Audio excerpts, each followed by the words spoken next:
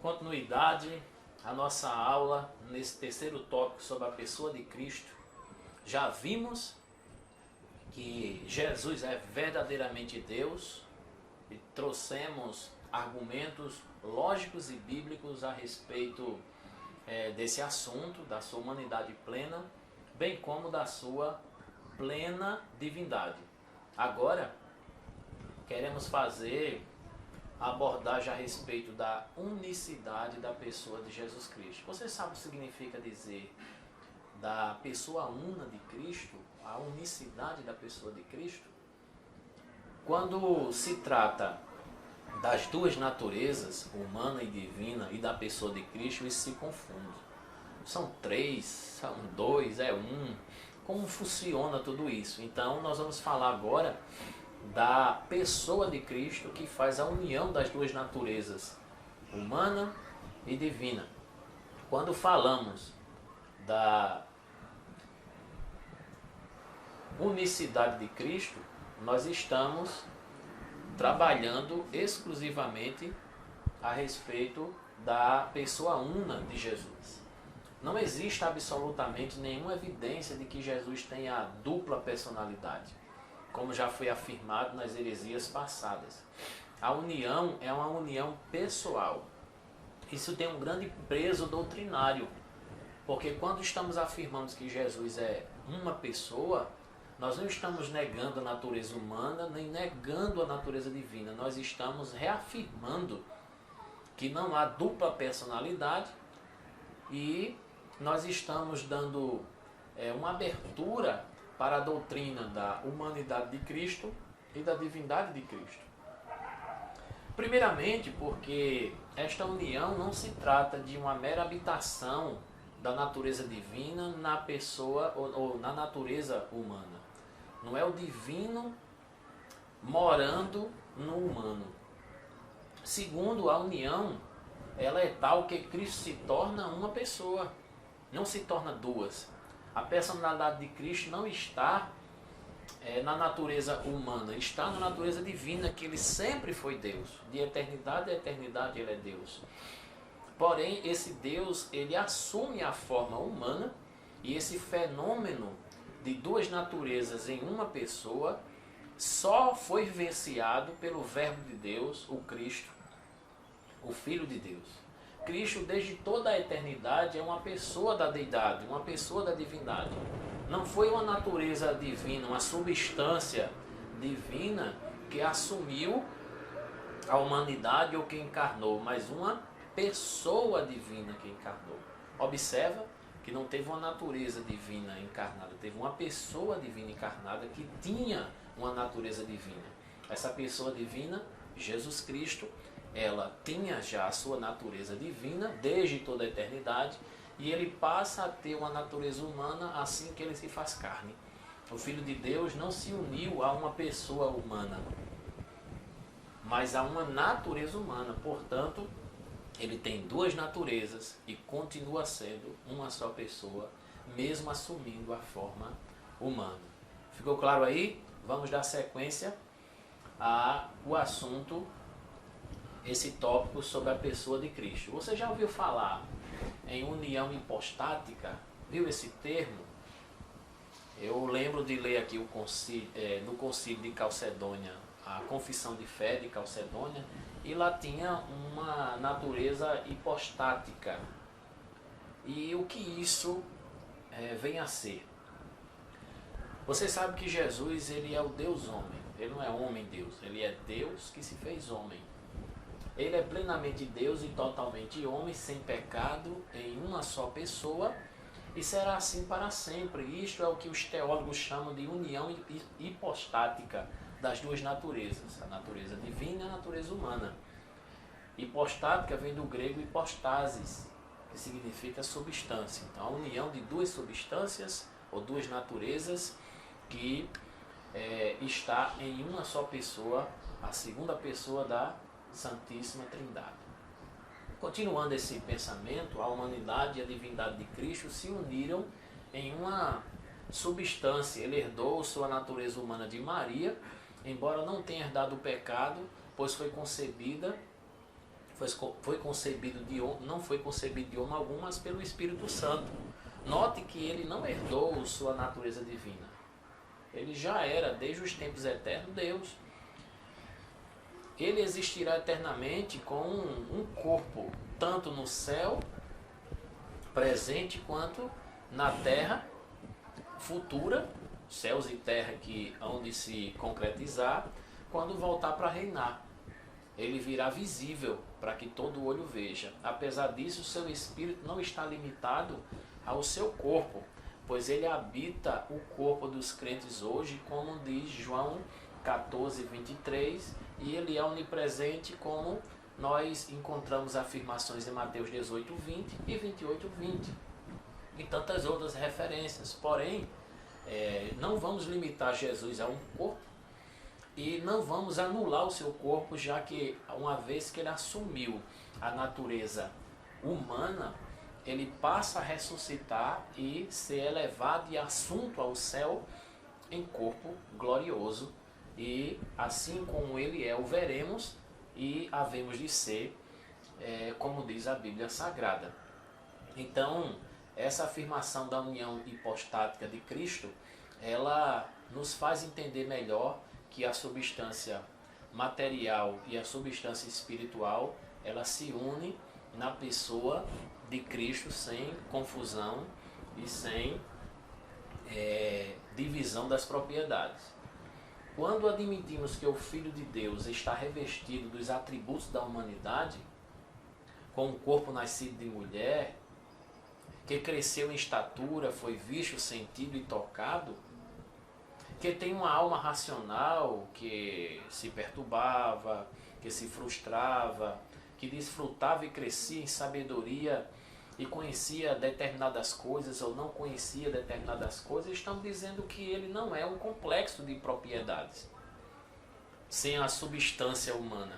Ele não é uma abstração ou um fantasma, mas um homem real, como os demais homens, isento de pecado.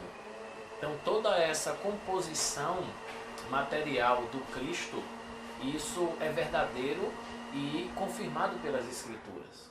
Resumindo, Cristo é, com respeito à sua humanidade, consubstancial conosco, tem a mesma substância material. E quanto à sua divindade, ele é consubstancial com o Pai, tem a mesma substância que o Pai. Ele é humano como nós, sem pecado, e ele é divino como o Pai, desde toda a eternidade. São duas naturezas completas, perfeitas e distintas, que foram inseparavelmente unidas em uma única pessoa, sem conversão, composição ou confusão. A isso chamamos de união hipostática.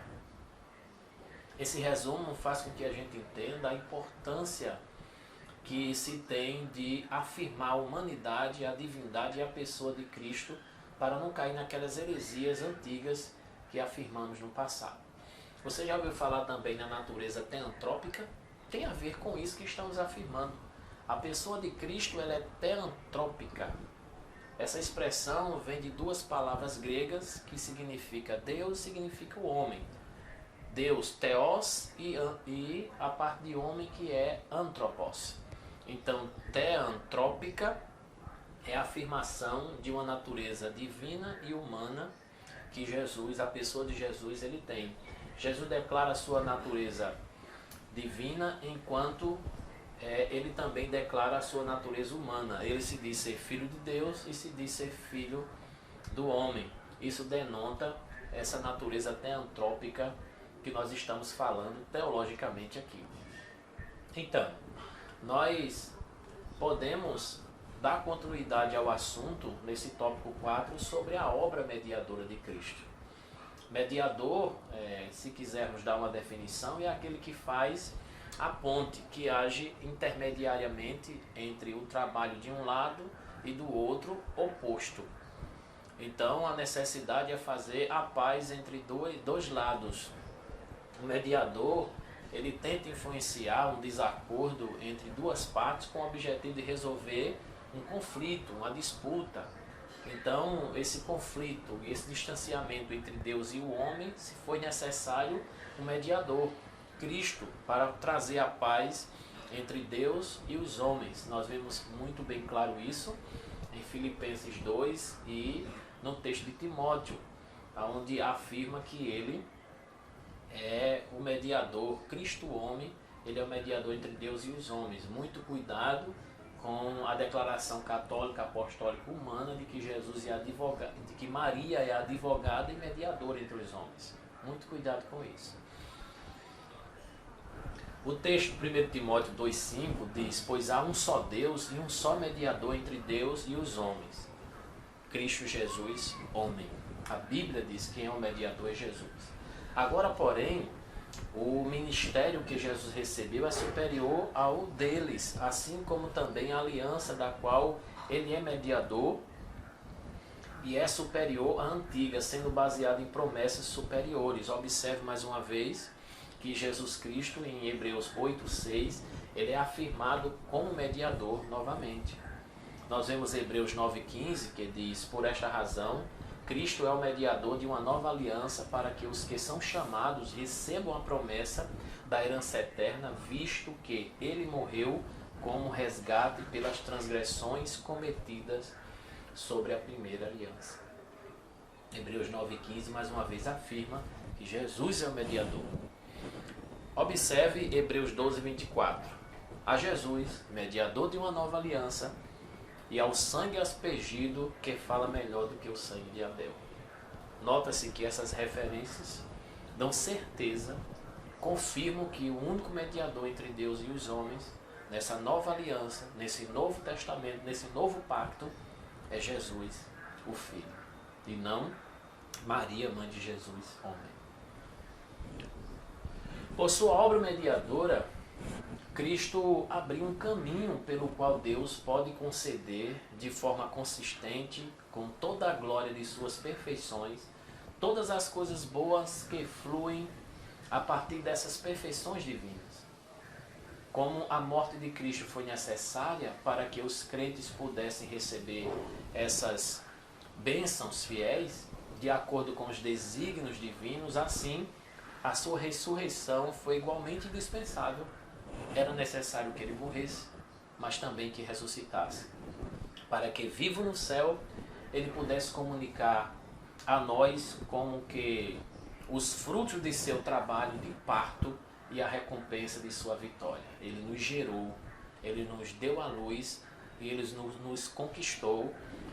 A.W. Pink, que viveu num período entre 1886 a 1952, esse teólogo, ele trabalha muito bem essa questão da necessidade da morte, da ressurreição e do sucesso do trabalho perfeito de Cristo para nos redimir, para nos santificar para Deus.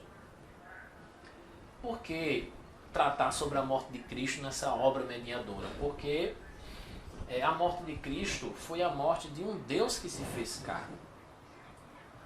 Ela está vitalmente ligada ao perdão dos pecados e à salvação da nossa alma. O fato de Cristo ter morrido e ressuscitado é o coração do próprio Evangelho. Você vê essa base em 1 Coríntios 15, versículos do 1 ao 16. Se Cristo não morreu e não ressuscitou, é vã nossa fé e seremos os mais miseráveis de todos os homens. Pereceremos em nossos pecados. Por isso há uma necessidade de compreendermos melhor a importância da morte e ressurreição de Cristo. O atual ministério de Cristo no céu é todo relacionado, direto e indiretamente, à sua função mediadora e intercessora por nós. Se a gente coloca Maria como intercessora e como mediadora entre Deus e os homens, Cristo sai de cena e todo o sacrifício na cruz do Calvário, a sua morte e ressurreição é toda anulada e não faz sentido nenhum a sua obra como filho. Ou a glória do filho ou a glória da mãe. Não se pode dividir a glória do unigênito Filho de Deus. Essa morte de Cristo, ela foi uma morte expiatória, ela foi um resgate, foi uma reconciliação, foi uma propiciação, foi uma substituição e uma prova de amor. Foi uma expiação porque Cristo morreu por nossos pecados, como diz Mateus e Hebreus. Foi um resgate porque ele pagou o preço da penalidade pelo nosso pecado, como afirma Mateus e a primeira epístola a Timóteo. Foi uma reconciliação porque em Cristo Deus estava reconciliando consigo o mundo e todas as coisas, como afirma em 2 Coríntios 5, 18 e 19. Foi uma propiciação porque a morte de Cristo trouxe satisfação à justiça de Deus. E foi uma substituição porque ele morreu em nosso lugar, morreu para sofrer as agruras de nossos pecados. Morreu a nossa morte para que vivêssemos a sua vida.